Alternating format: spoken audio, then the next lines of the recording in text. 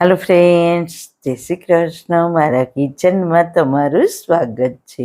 આજે આપણે બનાવીશું પાઇનેપલ શરબત. તાજગી, ઠંડક અને એનર્જીથી ભરપૂર. આમાં આપણે પ્રિઝર્વેટિવ, કલર કે એસેન્સ કંઈ જ નહીં ઉમેરીએ, એકદમ નેચરલ બનાવીશું. તમે અત્યારે બનાવીને પણ પી શકો અને ફ્રીજમાં રાખીને પૂરી ગરમીમાં પણ પી શકશો. બિલકુલ ખરાબ નહીં થાય. તો ચલો મારી સાથે ઠંડુ ઠંડુ પાઇનેપલનું શરબત બનાવવાનું સ્ટાર્ટ કરીએ. રેસીપી સ્ટાર્ટ કર્યા પહેલાં જો તમને મારી રેસીપી ગમતી હોય ને હજુ સુધી ચેનલને સબસ્ક્રાઈબ ના કરી હોય તો પ્લીઝ સબસ્ક્રાઈબ કરજો અને બાજુમાં આપેલ બેલ આઇકન પ્રેસ કરજો એટલે નવી નવી રેસીપીના નોટિફિકેશન મળતા રહે. વાળના તમામ પ્રકારના પ્રશ્નો સોલ્વ કરતું 42 જડીબુટ્ટીઓથી બનાવેલું ઔષધિ તેલ, જે અમે લોકો જાતે જ ઘરે તૈયાર કરીએ છીએ, કોઈ પણ કેમિકલ્સના ઉપયોગ વગર, બિલકુલ નેચરલ છે. 42 જડીબુટ્ટીઓ ભેગી કરીને લોખંડની કડાઈમાં ઔષધિ તેલ તૈયાર કરવામાં આવે છે. જો તમારે ખરીદવું હોય તો તેના ઓર્ડર અમે લઈએ છીએ. ઓર્ડર કન્ફર્મ કરવા માટે વોટ્સએપ નંબર સ્ક્રીન પર જોઈ શકો છો. જો તમારે આ તેલનો પૂરો વિડીયો જોવો હોય તો તમને આ ચેનલ પર મળી જશે અને ડિસ્ક્રિપ્શન બોક્સમાં લિંક પણ મૂકેલી છે. સૌથી પહેલા સુપર ટેસ્ટી શરબત બનાવવા માટે મેં 700 ગ્રામ પાઇનેપલ લીધું છે. તેની છાલ ઉતારીને જ મેં લીધું છે. તો પહેલા તેની સ્લાઇસ બનાવી લઈશું. પછી તેના નાના ટુકડા કરી લઈએ.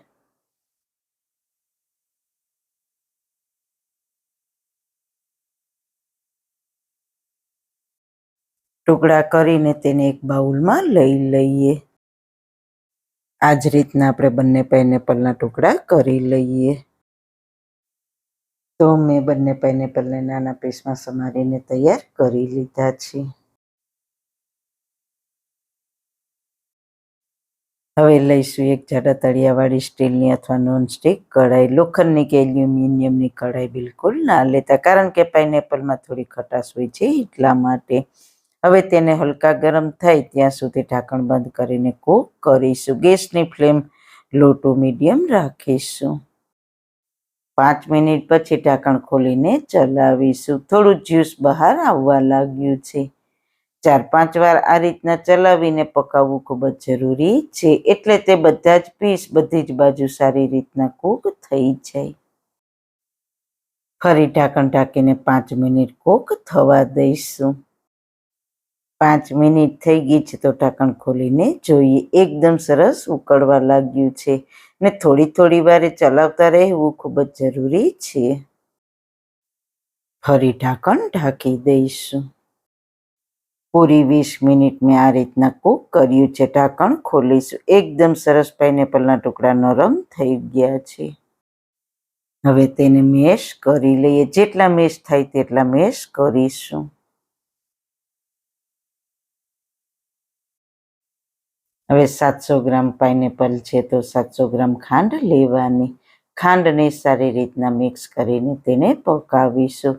ખાંડ એકદમ સરસ ઓગળી જાય ત્યાં સુધી. હવે તેને ઢાંકવાની પણ જરૂર નથી, બસ ચલાવતા રહીશું અને કૂક કરીશું. ખાંડ છે તે પ્રિઝર્વેટિવનું કામ કરે છે.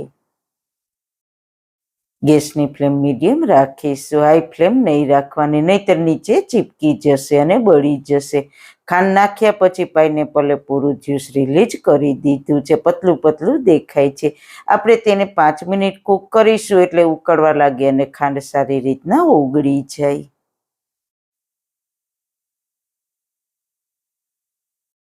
દસ મિનિટ મેં ખાંડની સાથે પકાવ્યું છે. ખાંડ સારી રીતના ઓગળી ગઈ છે અને સરસ ઉકળવા પણ લાગી છે.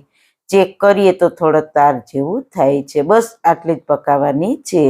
હવે ગેસની ફ્લેમ બંધ કરી દઈશું અને નીચે ઉતારીને તેને ઠંડુ થવા દઈશું. ઠંડુ થાય પછી તેને ગાળી લેવાનું, એટલે સિરપ નીચે આવી જાય અને પાઇનેપલ ગળણામાં રહી જાય. હવે લઈશું મિક્સર જાર. તેમાં પાઇનેપલને લઈને તેમાં 2 ચમચા સિરપના નાખીશું એટલે એકદમ સરસ સ્મૂથ પીસાઈ જાય.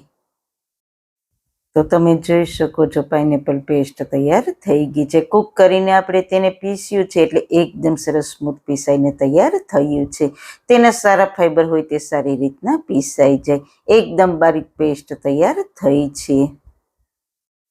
આપણે હજુ થોડુંક સિરપ ઉમેરીશું અને મિક્સ કરીશું એટલે તે સારી રીતના ગળાઈ જાય.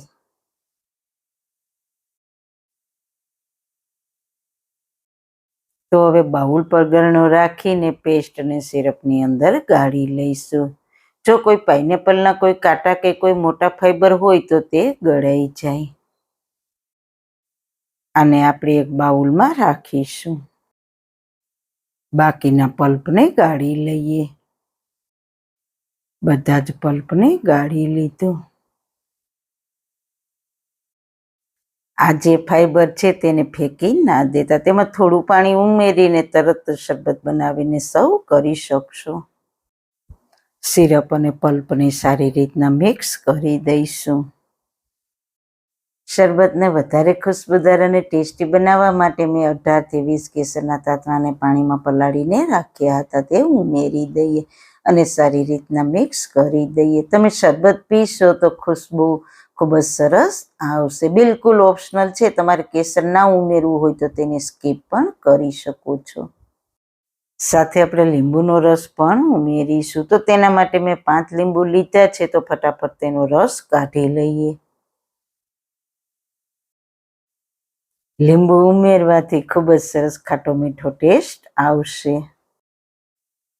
લીંબુનો રસ ઉમેરીને સારી રીતના મિક્સ કરીશું. એકદમ સરસ ઘટ થિકનેસ વાળું શરબત બન્યું છે. હવે તેને કાચની બોટલમાં ભરીને ફ્રીજમાં રાખી દઈશું. પૂરા 1 વર્ષ ચાલશે, બિલકુલ ખરાબ નહીં થાય. હવે તેને સર્વિંગ ગ્લાસમાં સર્વ કરીશું. ગ્લાસમાં પહેલા 3 ટેબલસ્પૂન જેટલું જ્યુસ લેવાનું. પછી 2-3 આઈસના ટુકડા. પછી પાણી ઉમેરીશું. સંચળ પાવડર ઉમેરીને મિક્સ કરીશું. ફટાફટ પાઇનેપલ શરબત તૈયાર છે, જેને એકદમ નેચરલ કલર, ખૂબ જ ટેસ્ટી છે. જ્યારે પણ બનાવીને પીવો ત્યારે ઠંડુ ઠંડુ ફૂલ એનર્જી આપે તેવું. આને તમે બહાર રાખશો તો 2-3 મહિના સારું રહેશે અને ફ્રીજમાં રાખશો તો વધારે ટેસ્ટી રહેશે, વધારે ફ્રેશ રહેશે અને આખો વર્ષ પણ સાચવી શકશો, બિલકુલ ખરાબ નહીં થાય. તો જરૂર એકવાર ટ્રાય કરજો. તમારા હાથથી બનાવેલું શરબત તમારા પરિવારને પીવડાવો. તમને પણ બહુ જ ખુશી મળશે. તમે પણ ખુશ થશો, પરિવાર પણ ખુશ થશે. તો મિત્રો, આ શરબતની રેસીપી તમને કેવી લાગી? જો સારી લાગી હોય તો તમારા ફ્રેન્ડ્સ ફેમિલીમાં શેર કરજો ને મારી ચેનલને સબસ્ક્રાઈબ કરજો. ફરી મળીશું એક નવી જ રેસીપી સાથે. ત્યાં સુધી બધાને મારા જય શ્રી કૃષ્ણ.